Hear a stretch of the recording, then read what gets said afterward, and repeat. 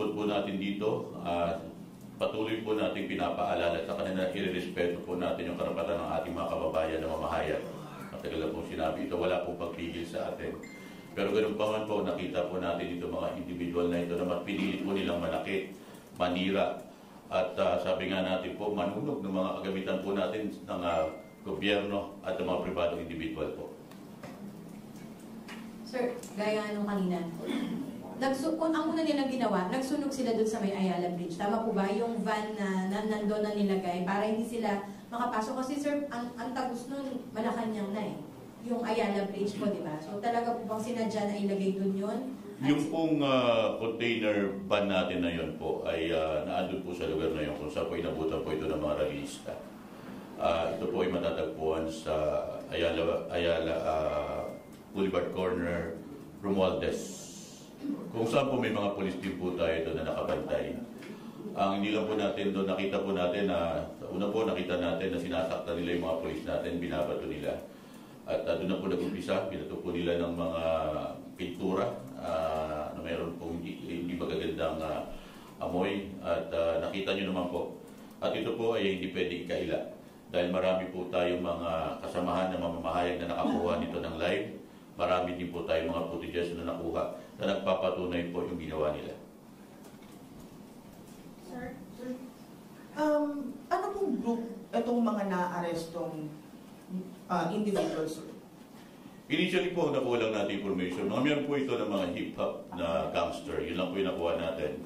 At ang kiniklaim po nila na influensya lang po sila ng isa pong tinatawag natin na mga isang rapper na personality, pero hindi po natin nababalidate ito. Account lang po ito ng mga nasa kustudiya po natin. Yung ginawa nila na yun, inimpluwensyahan sila nung isang personality na gawing marahas yung po lang yung account nila. Kasi nakita naman po natin na pinagsusuot sila ng kulay itim na damit, pagsuot po ng bonnet, ganito po. At yun po yung nakita nating grupo na gumawa po ng kaguluhan doon po sa nasabing lugar.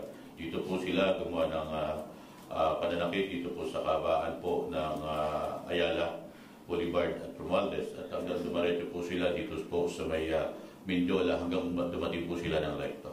Sir, can you confirm din, sir? Meron daw po, di umano, na namatay kagabi after ni-ransack yung isang hotel sa Recto, sir? Wala pa po tayong ganyang impormasyon na nakakaalap. Kung meron man po, ipagbibigay alam po natin agad.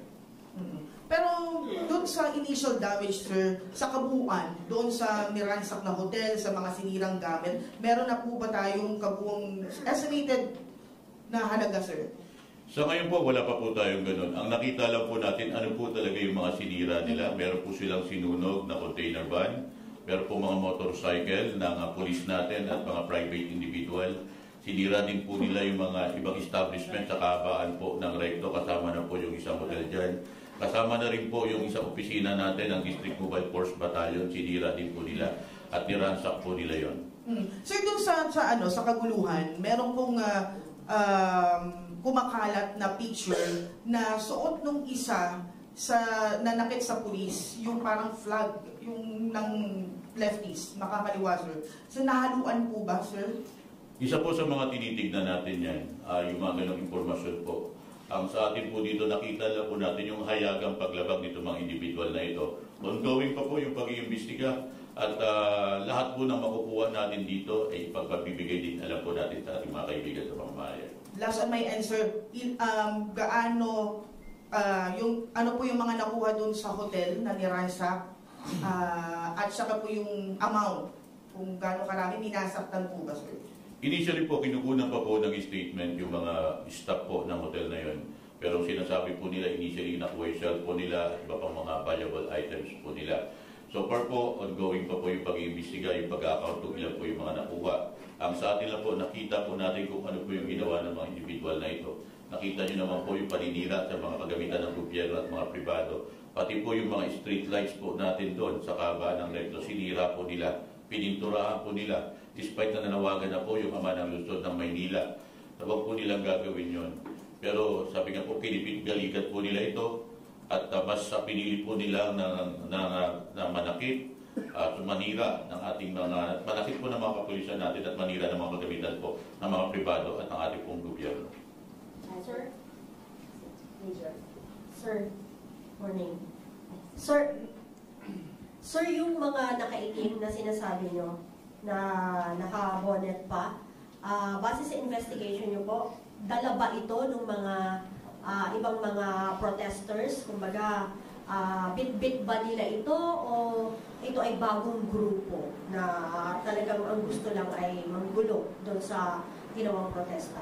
Nakita lang po natin na pumunta po sila doon sa lugar, yung mga grupo na yun, na nakita po natin ng mga naka-kulay itim na damit, naka-bonnet at naka-face mask po yung iba. At kung ano pong grupo, wala pa po tayo doon, nag-iimbestiga pa po. Sa atin na po, nakuha lang po nating initial po na information, miyembro po sila ng mga hip-hop gangster, na na-influensyan po sila ng isa pong rapper na isa pong personality.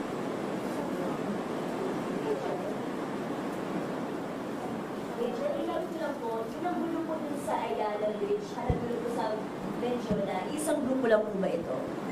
Yung po yung nakikita natin doon, kung mapapansin nyo po, may mga kuha naman po kayo na sa inyo, diba? May mga kuha, pati po yung ating mga ibang kababayan na nagpo-post po sa social media, nakita po natin na mga pare-parehas po yung kanilang mga suot. Sila po yung mga naka-bonnet, naka-face mask, naka-kulay itim na damit. Tapos, Major, nagkaroon po ba ng putukan sa nagkaroon po ng palitan ng baril po sa pulisan natin sa mga... Wala po tayong gano'n, ma'am. At sabi nga natin, nakita rin po natin, isa po sa tinatanong sa atin yan. Nakita po natin doon sa isang video na social media na sinasabi po meron pang putok na narinig. Ito po ay monotone na galing po doon sa mga nanggugulo po sa lugar. Pero, Major, sunod-sunod po kasi yung putok ng baril po, putok po nung narinig po nung time na yun. Na ang description nga po is parang New Year nga po kasi sunod-sunod. And then may mga nagsitakbuhan po. Yes po, sinabi din po nila yan. At nakita po natin doon at sabi ko nga, meron po nakakuha na netizen natin na malapit doon sa lugar. Nakita din po natin. At meron din po tayong mga CCTV doon sa lugar. Nakita po natin na sa kanila galing po yung monotone. Actually po, may nakuha po tayong monotone doon sa mga bank po ng mga ilan doon. At hindi lang po monotone, yung mga pintura po na pinapo nila sa mga polis natin, nakuha din po yun. I-itemize lang po natin yan at iuulat po natin yan. Pero po yung sinasabi po na meron pong pagpapaputok sa ating nanay, wala pong ganon. Meron lang po tayo na-receive dito yung plus bomb po na ginagamit para to disrupt lang po. Pero maliban po doon, wala na po tayo doon. Sir, yung mga nahuli ba, na-identify na kung lahat ba sila taga Maynila or may mga taga-ibang lugar? Ito pong mga base po doon sa initial natin nakuha, iba-iba po. Galing po sila ng iba't ibang syudad po ng Metro Manila. Opo. Sir, balik ko na yung sa influensya ng rapper or hip-hop personality. Yung influensya ba na yun dahil lang doon sa style or music ng tao or nakatanggap sila ng direktang utos from someone to do that? Tinitingnan po natin yun at humingi na rin po tayo ng tulong sa ating anti-cybercrime para ma-check po natin. Kasi sinasabi nila po, nagkaroon po ng pagkikayat sa kanila online.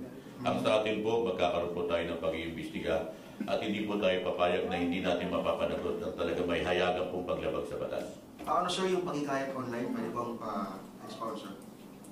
Pardon, sir? Paano ginawa yung pagkikayat online?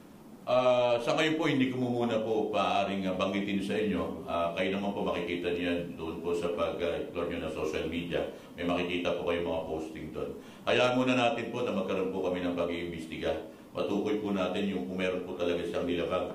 At kung meron po siyang nilabag, sinabi nga po ng aming district director at ang ama po ng Luzon ng Maynila, hindi po kami papayagan na hindi mapapanagot ang mga taong ito. Kilalang personality, sir? Yung nagkikayat allegedly? Meron po doon, makikita nyo po, hindi po na namin siya ililimit ko ano po ang pangalan nun. Kayo naman po, makikita nyo po yan sa online. Sir, si Yorme, kanina may statement ulit regarding that. At isa doon sa mga tinitignan niya is yung possibility na may politiko or other persons na humikayat doon sa grupo nila yun. Kabilang ba yan doon, sir, sa tinitignan ngayon ng MPD? Lahat po yun, lahat po ay tinitignan po natin at iniimbestigahan po natin. Major, Pilipino ba yun? Or ibang bansa po? Wala pa po kaming ganyan mga impormasyon. Hayaan nyo muna po kami na mag-imbestiga at gumawa po ng mga iba pa pong detalye. Sir, itong mga nakaitim na sinasabi mo, tama po ba na 3 grupo ito? Sa ngayon ma'am, wala pa tayong ganung nakukuha impormasyon. Ang sa atin lang po, ang revelation lang po ng mga iba po nating nakausap, miyembro po sila ng mga hip-hop gangster. Sir, ano nakikita sa intention? Bukod sa gusto lang nilang manggulo, balak ba nilang pasukin ng Malacanang? Wala po tayong ganun pang impormasyon. Ang sa atin po dito, nakita po natin kung sino lang po yung mga individual po na hayagan pong nanggulo, nanira at nanakit po ng ating mga kapulisan. Sir, hi sir. Sir, itong nangyari kahapon. Itong nangyari sir kahapon doon sa rally, nagkaroon nga ng pagbubuhan. In-expect ba ninyo to sir? Kasi di ba, nung mga nakaraan pa may napapabalita na may malinugod, maggugulo ng mga kalalakihan na magsuot ng maskara sir? Actually ma'am, nakita niyo naman po, matagal na po yung ating panawagan at sinabi naman po ng ating SIL dyan na papayagan po natin at permissive po yung batas. Ang sa atin po dito, nakikiusap po tayo na maging organisado, kalmado at payapa po. Pero may mga grupo po na pinili po nila na manggulo, manakit at manira po ng mga kagamitan po. Pero in-expect nito sir? Sabi nga po natin, palagi po tayo nag-expect ng worst. Ang sa atin po, nakaprepare po tayo dyan. At ang mahalaga, nakita nyo naman po yung ating maximum tolerance. Nakita po ng mga kababayan natin kung ano po yung stand ng polis natin. Sir, yung fact na may mga nasugatan ng mga pulis at may mga nasunog na establishment na wala namang kinalaman doon sa rally, sa tingin po ba natin naging enough yung paghanda ng PNP? At ano po yung lesson learned po natin sa mga susunod na rally po ng mga ganito? Unang-una po, nakita po natin yung kahandaan ng ating Philippine National Police, yung mga naka-deploy po doon sa Particular Force Luzon ng Maynila. Ang hindi lang po nating saklaw yung pag-iisip ng mga individual na ito na mas pinipili po nilang manggulo. Wala po tayong holdings doon kung gusto nilang manira po ng mga katulad po ng mga pangyayaring yon. Ang sa atin po dito, mapanagot po natin sila sa batas.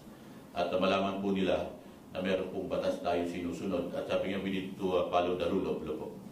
Sir, may information po ba kayo kung nabayaran ba itong grupo na to or pinrovide pa sila ng mga gamit, yung mga molotov, yung mga pinturang ginamit nila? Were they provided or binayaran sila?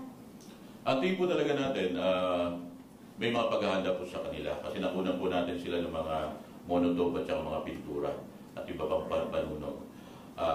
Yung mga tanong nyo po, kung meron po nagbayad, wala pa po tayo nakukuha ang ganyang impormasyon at pag-iimbestiga pa po tayo. Kung meron pong lalabas na meron pong mga behind dito, ay mananagot po sila.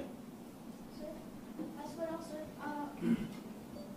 meron po ba tayo i-deploy po ng mga civilian, naka-civilian po na police? Kasi meron pong context na kumakalat sa social media regarding po doon sa naging pagbabaril umano sa isang hotel po sa Recto. And sinabi po dito na police po na naka-civilian ang bumaril at bata po ang natamaan. At yung bata daw po ay kasalukuyang patay na. So, gaano po katotoo yung mga pahayag na ito, sir? Wala po tayong ganong impormasyon. Sinusunod po natin yung standard operating procedure pag may mga ganitong General Assembly po natin.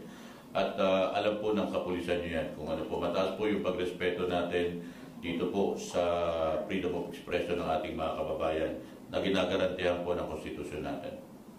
Sir, ano na lang pong gagawin natin sa mga ganitong context na kumakalat sa social media since parang nanghihikayat po sila na kumontra doon po sa ating kapulisan and magkasamuli ng panibagong rally against naman po sa Philippine National Police. Unang-una po, maging responsable po tayo sa pagpupost sa social media. Buhayin po natin yung kamalayan natin. Nakakatulong po ba tayo o hindi? Tayo po, sabi natin bilang mga Pilipino, alam po natin kung ano po yung mga bagay na ikasisira po ng ating bayan.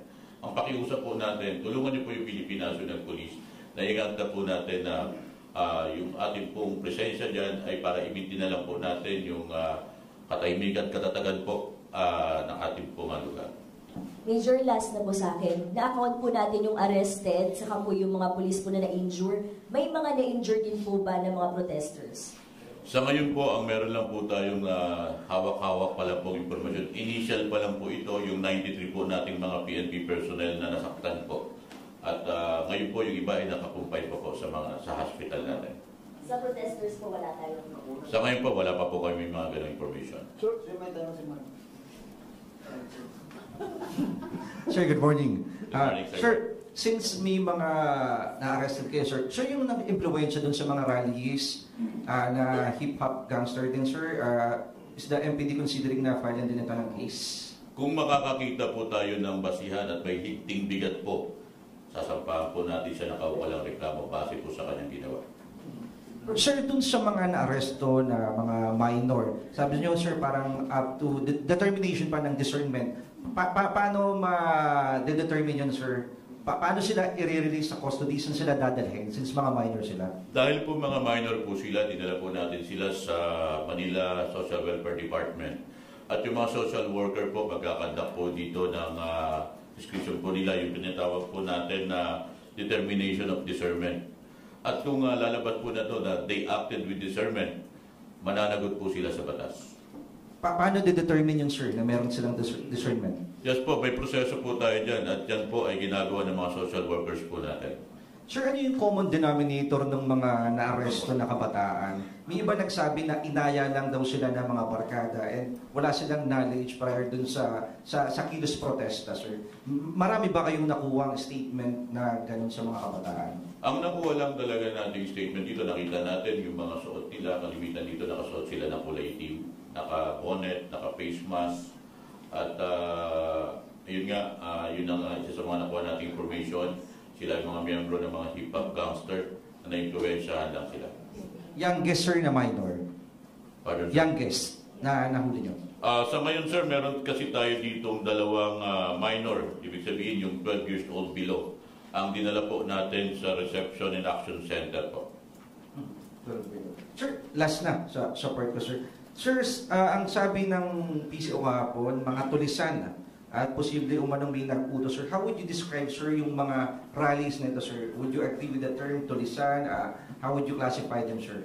Unang-una po, nalulungkot tayo despite po yung panawagan natin.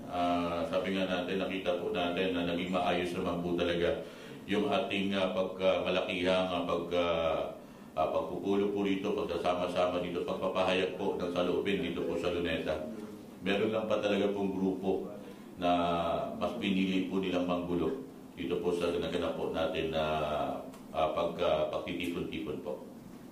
Sir, isa sa common observation kahapon, napaka-wild ng mga nagsipag-riot doon. Bakit kaya gano'n? May nagsasabi kasi hindi kaya under the influence of alcohol, illegal substance. Dapat hindi po natin yun. Ang sa atin lang po dito, hayaan po na natin gumulong yung pag-iimbestiga natin. Kung meron po tayong basihan para malaman po talaga natin kung bakit po naging ganun yung kanilang mga equation, ipapagbigay alam po natin ito. Sir, yung sinasabi mong gangsters na na-recruit from different parts of Metro Manila, hindi ba mga fraternities yan, sir, na tinitingnan? Yun po yung isa tinitingnan natin. Ang term po kasi nila dito, gangster, hip-hop gangster. Yun po yung kanilang nabanggit dito. At yun po ay i-validate po natin, i-check po natin kung talaga po meron pong katotohanan ito mga ito. What fraternity, sir, ang nabanggit nila? Wala po silang nabanggit. Ang sinabi lang po nila, nalaman lang po natin dito mga hip-hop gangster po ito. Hindi po natin alam kung ano po yung binabanggit na mga ito. Sir, yung tanong ni June, yung mga parang under the influence, na-subject niyo ba sila sa drug test or liquor test, sir, after the arrest? Wala pa po tayong ganung information at sa ngayon po, wala pa po akong ganun natatanggap.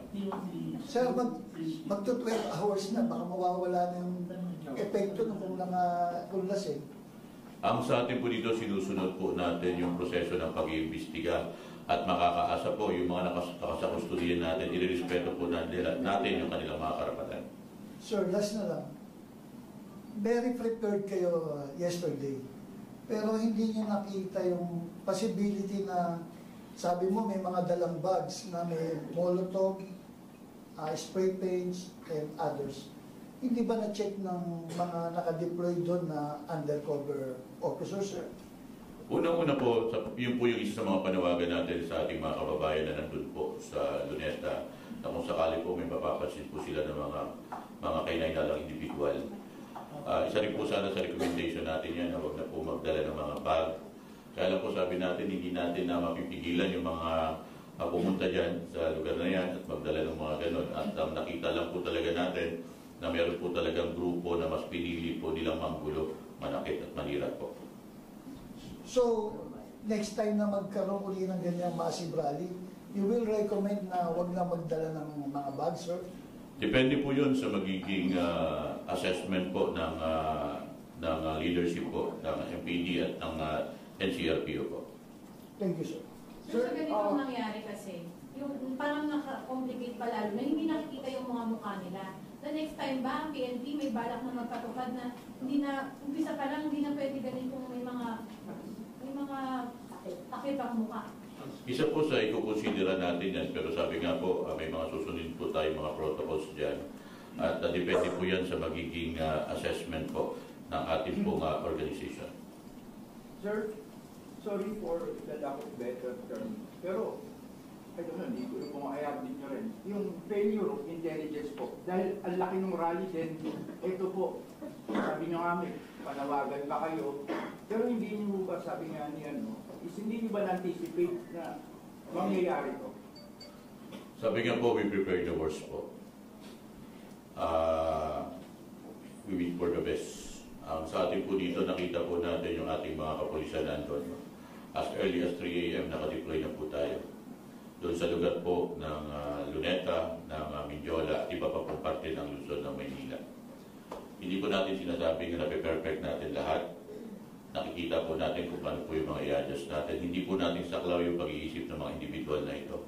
Ang mahalaga po dito, makita po natin yung rule of law. Papanagot po natin yung mga gumawa nito. Yung mga hindi pa po natin nahuhuli, pinapangako po namin, pananagutin po namin kayo sa batas. Sir, also yung sabi nga ni Sir Jun, yung naging behavior, yung aggressiveness nila, parang ano ba, nakikita nyo na they want to do a Nepal or Indonesia type of riot po. And sa mga na-investigahan nyo po, meron ho bang bigger plan? Kapag halimbawa kung nangyari po, nagtagumpay, meron po ba? Hayaan nyo muna pong paggugulong po yung pag-iimbestiga natin. Mahirap naman po magbigay po kami ng mga ganong impormasyon at conclusion. Ang sa atin po dito, nakita po natin na may mga individual na talagang hayagang lumabag sa batas at pananagutin po natin sila. Kahit na po yung mga hindi po natin nahuli, base po doon sa mga CCTV natin, marami po tayo CCTV doon. Mananagot po sila sa batas.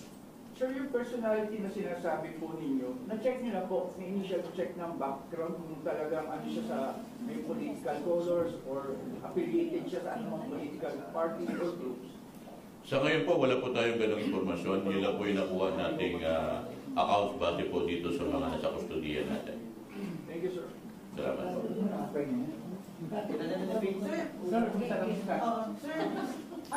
Kung inaresto daw po yung viral na nananawagan na ibaba ang presyo ng fishball, ng igram, ng kwento, inaresto po ba yun? At ano yung paglalog? Kung na-aresto po yun, yung sinasabi nyo na yun, nakita po natin na meron po siyang hayagang paglabag sa batas. Hindi po natin na-arestuin yung mga taong wala talagang kinalaman. Sabi ko nga po, nakita nyo naman po, meron po kayong mga sariling mga kuha niyan. Nag-circulate po yan sa social media. Makakaasa po kayo na wala po kaming a-arestuin, na wala po talagang kinalaman doon. Ang ina-assure po natin, kahit hindi po natin kayo na-aresto, sisiguraduhin po namin, pag nakahanap po kami ng mga ebidensya base po sa mga kuha ng CCTV, pananagutin po namin kayo sa batas. Sir, anong klase pag-ano? Sarado nung di kasalanan niya? Sino po? Yung Hindi ko po masagot po na yon kung ano po yung ginawa niya. Hindi ko rin po nakita ko lang po sa social media. Pero hindi muna po ako magkukomento doon. Ang sinasabi po natin, wala po tayong uhulihin na wala pong kinalaman doon sa mga pangyayari. Major, in-invite din po na parang nababok yung ulo niya habang ina-aresto po. Yung mother niya nag-aabang sa FTV kasi gusto niya pa-CT scan. Kamusta po yung lagay yun? Sa ngayon wala pa po akong information doon. Kung nasa kustodiya po natin, lahat po i-medical yun. At sabi nga, makakaasa po kayo na i-respeto natin po yung karapatan ng bawat isa. Okay. Any more questions, Sir Salman? So, hearing none, thank you very much, Sir. Police Major Philip Ines, PIOMPD. Happy birthday, sir. Ito sir, isang pinakamasaya kong birthday ngayon. Maraming salamat. Thank you very much, sir. And once again, happy birthday.